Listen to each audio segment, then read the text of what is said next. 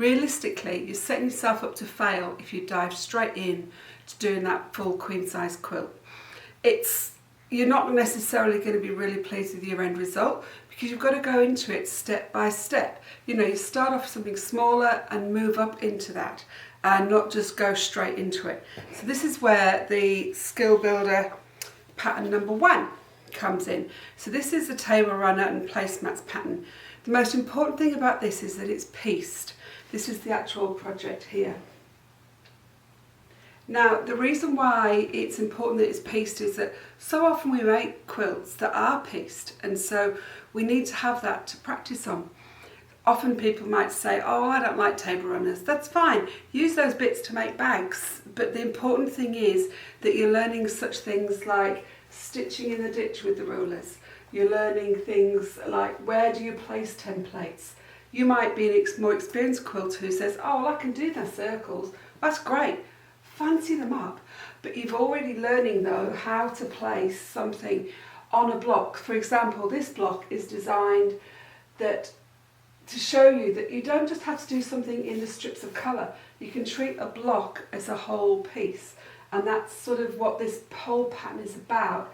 Taking each block and doing something different with it and learning something new on it. So that's pattern number 1, the table runner, and that's where people start. And if you miss doing that, you're skipping a beat. You might just do it really, really quickly, and that's fine. Move on to the next things, but always try and start at that one.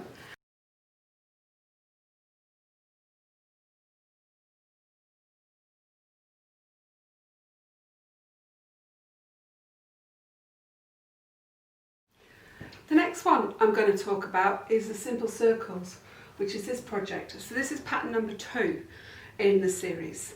Now this is a little project. The pattern is actually for 1 block, and as you can see here, this has been put together as 4 blocks, so you can see how the circles interjoin with each other.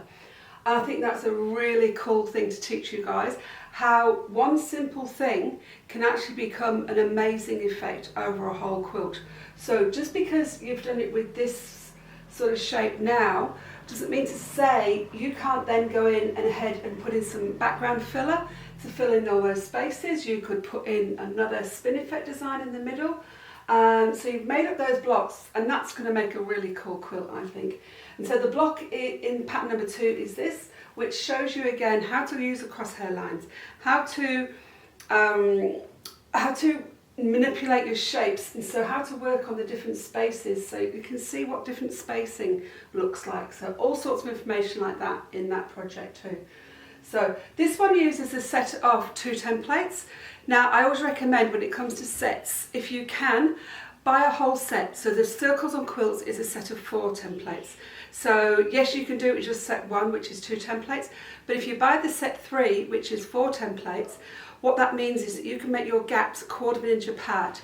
So here you see the circles, the closest spacing is 1/2 inch, but if you get the circles and you get the 4-pack, you can make them be 1/4 inch apart. I'll show you some examples of how that works later on as well. So that's just something else to consider when you're buying your templates. Sets are great. If you can afford to buy sets and use them in lots and lots of different ways, because you'll always find space to make a little one and then a big one, you know, really good value. So that is the little simple circles. Nice little block that you can use and get to know how to use those templates.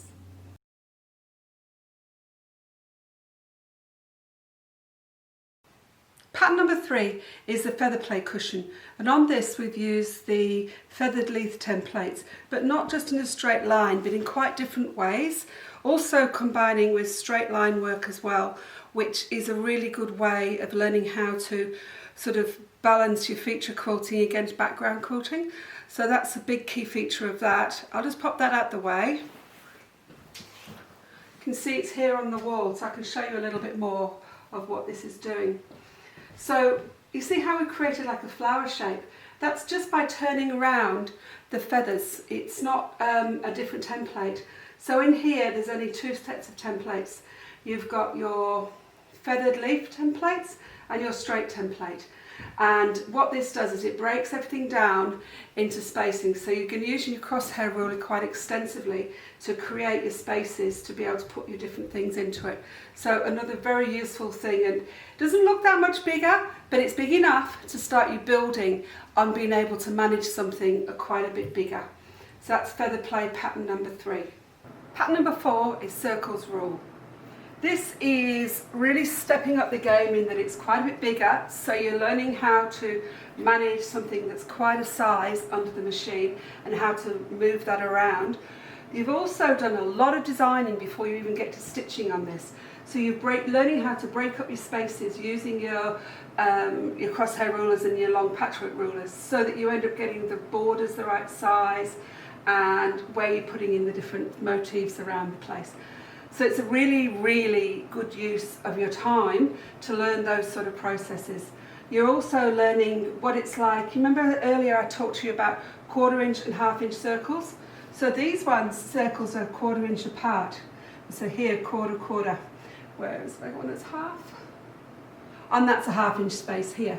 So you can see the difference that it makes if you use the 1/4 inch spacing to the 1/2 inch spacing on the circles, and that's a really nice way to show that negative space off. You've got piano keys, you've got the motifs using the spin effect, so this is the same spin effect here in the middle as it is in the corners as well. So, and again, how to use the clamshells, the background fills is a really good use of the starter set.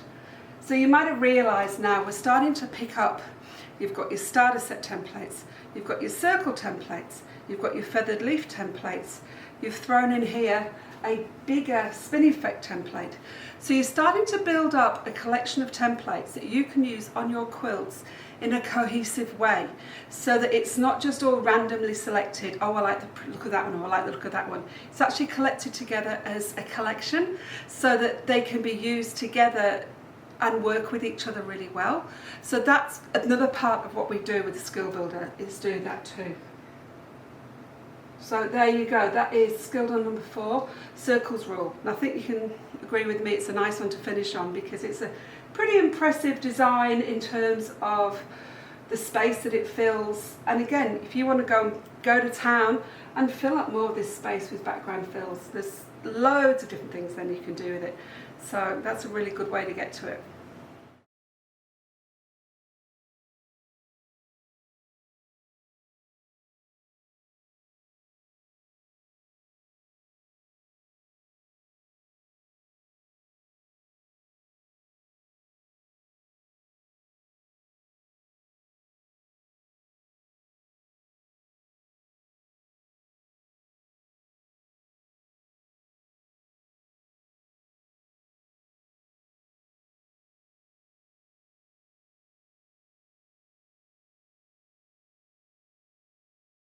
There we go, that is the Skill Builder series, a series of 4 projects that's going to get you well on your way to being able to quilt your own quilts.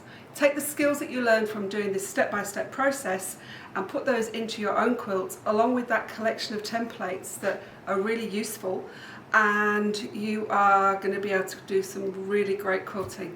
And I hope you enjoyed seeing those inspiration photos of students who started like this, but they've then gone on to absolutely fly with their quilting. So thank you ever so much for being with me today, and I look forward to bringing you something again soon.